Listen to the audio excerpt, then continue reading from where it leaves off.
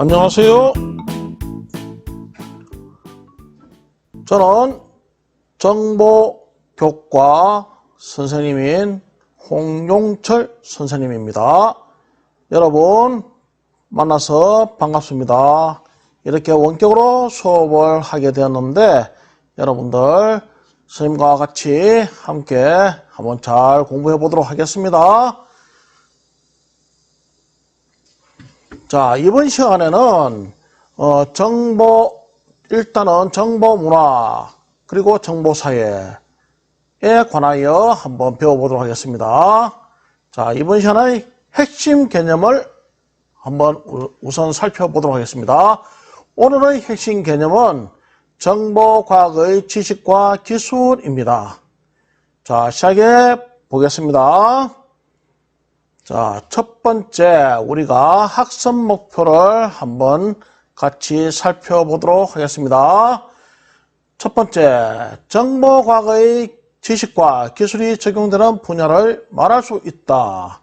그리고 또 한 가지는 정보사회에서 정보과학 기술이 활용되는 사례에 대해 말할 수 있다입니다.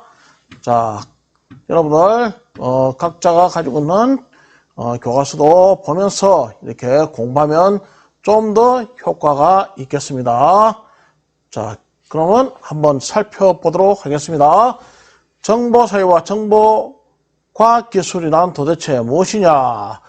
첫 번째, 정보사회는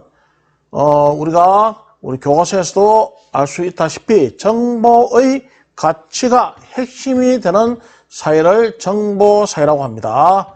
그러면 정보과학기술은 무엇이냐? 정보과학기술은 정보의 생성, 전달, 교환, 처리, 축적, 이용, 검색에 대한 일반적인 원리와 기술을 연구하는 것을 정보과학기술이라고 합니다.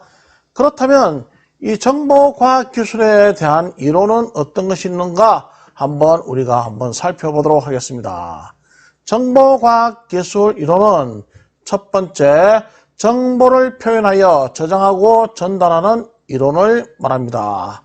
그리고 두 번째는 사용자가 원하는 대로 정보를 처리하는 이론을 말합니다.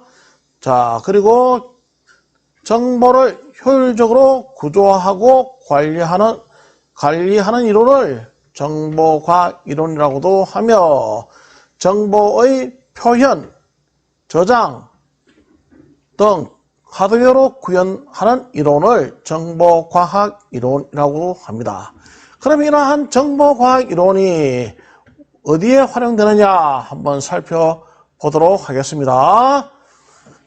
자, 정보과학 기술의 활용. 첫 번째, 정보는 우리가 주변 자동차의 움직임이라든지 도로 노면 상태, 주변 건물, 길 안내, 내비게이션을 통해서 또 길을 안내하는 것 여러분들이 아빠 차나 엄마 차 타고 갈 적에 많이 보았을 겁니다. 그리고 교통량, 날씨 등의 정보를 이렇게 정보라고 합니다. 그러면 이 정보과학 기술은 어떻게 되느냐? 거리 감지 기술, 비디오 카메라 전파 탐지기 이런 센서를 이용해서 운전을 잘 할 수 있도록 또 보조를 하겠죠. 위성 항법 장치, GPS, 컴퓨터 데이터 분석을 통하고 그리고 배터리 충전 기술도 다 정보과학 기술에 속하게 되겠습니다. 이러한 정보과학 기술이 또 활용되는 분야는 산업 분야에서 차량용 카메라 제조, 내비게이션 제조, 차량용 반도체 제조, 전기 차량, 배터리 제조 등의 회사에서 이러한 정보과학 기술을 활용하겠죠. 이렇게 해서 우리 생활에서 삶의 질이 향상되고 이러한 안전한 운전을 하게 된다든지 시간을 효율적 활용을 한다든지 쾌적한 환경을 누릴 수가 있게끔 하게 되겠죠. 자, 그럼 정보과학 기술이 적용된 사례를 한번 살펴보겠습니다. 자, 정보과학 기술이 적용된 사례 한번 살펴보겠습니다. 첫 번째, 사물 인터넷, 가상현실, 그리고 3D 프린터, 또 우리가 병원에서 간병 로봇 같은 경우를 볼 수가 있겠습니다. 자, 그러면 우리가 자율운행 자동차를 대상으로 한번 정보과학 기술이 적용된 사례를 한번 살펴보겠습니다. 가령 자율운행 자동차가 있다. 요새 이렇게 테슬라라든지 이러한 자동차에서 자율운행 자동차, 또 구글하고 이렇게 합작해서 이렇게 자율운행 자동차를 개발한다고 하죠. 그렇게 할 적에 사람은 가만히 있고, 가령 서울에서 부산까지 차량을 이렇게 운행해서 가고 싶다. 그럴 적에 이 자율운행 차량을 이용하면 어떻게 되느냐. 혼자서 이 자동차 자체에서 이렇게 운전을 해가지고 부산까지 이렇게 승차한 사람들을 모시고 하겠죠. 그때 사용되는 기술이 우선 레이저 센서가 있겠죠. 레이저 센서가 360도로 회전하며 주변의 장애물을 감지하여 이렇게 쭉 안내하겠죠. 그리고 카메라가 신호등 그리고 보행자 등의 주변 교통 상황을 감지해서 자동차를 이렇게 운전하게 되겠습니다. 그래서 이렇게 레이저 센서와 카메라를 통해서 이 들어온 정보를 중앙 처리 장치에서 이렇게 처리하고 제어하겠습니다. 그리고 레이더는 그 앞차와의 거리를 감지해서 적절한 거리를 유지하고 또 빨리 달린다든지 또 천천히 달린다든지 속도를 제어할 수 있게 되겠습니다. 그리고 방향 센서가 또 이렇게 있어가지고 자동차의 정확한 방향과 움직임을 감지할 수 있을 것입니다. 그리고 위치 센서는 바퀴 회전을 감지하고 현재의 위치를 파악해서 결국은 중앙처리 장치에서 모든 것을 수집된 정보를 처리해 가지고 그 자율운행 자동차가 자동으로 이렇게 운행할 수 있게끔 이렇게 통제하게 되겠습니다. 그래서 사람은 운전하지 않고 자동차가 혼자서 서울에서 부산까지 차량을 운행해서 목적지로 갈 수 있게끔 하는 기술이 정보과학 기술이 적용된 사례라고 볼 수가 있겠습니다. 자, 그리고 정보과학 기술의 분야에 대해서 이제 한번 또 살펴보겠습니다. 첫 번째, 사회 분야. 자, 사회 분야. 사회 분야에서는 어떤 것이 있느냐. 인터넷 서비스라든지 교통 서비스, 전자정보 서비스, 온라인 은행 업무 등을 사회 분야에서 이렇게 활용할 수가 있겠습니다. 두 번째, 산업 분야에서 또 활용된 사례를 한번 살펴보겠습니다. 산업 분야에서는 우리가 생명공학 기술이라든지 나노 기술이라든지 문화 기술 등을 활용해서 이렇게 우리의 생활을 윤택하게 할 수가 있겠죠. 자, 그리고 환경 분야 또 우리가 또 살펴볼 것으로 환경 분야가 있습니다. 자, 환경 분야에서는 전기 자동차라든지 스마트팜은 요새 많이 적용되고 있습니다. 이렇게 유리온실에서 작물이 클 수 있게끔 물을 뿌려준다든지 온도를 적절히 맞춰준다든지 그렇게 해서 농작물의 생산 정도를 또 이렇게 할 수가 있겠죠. 그리고 풍력을 이용한다든지 청정 녹색 자원 개발 등의 그런 분야의 정보과학 기술이 이렇게 또 활용되겠습니다. 자, 그 다음에 또 어디에 또 우리가 정보과학 기술이 또 활용되느냐? 문화예술 분야에서도 활용되겠죠. 문화예술 분야에서 우리가 영화를 보러 가게 되면은 이 영화 제작할 적에 컴퓨터 그래픽 기법을 많이 사용합니다. 그래서 그래픽 디자인이 그래픽 효과가 들어가지 않으면 요새는 영화를 거의 제작하기 어려울 정도로 많이 사용합니다. 그리고 가상현실 게임이라든지 홀로그램 공연 같은 것들을 우리가 문화예술 분야에서 살펴볼 수가 있습니다. 그리고 가정에서도 또 활용하겠습니다. 가정에서도 우리가 정보과학 기술이 많이 활용되는데 어떤 것이 있느냐.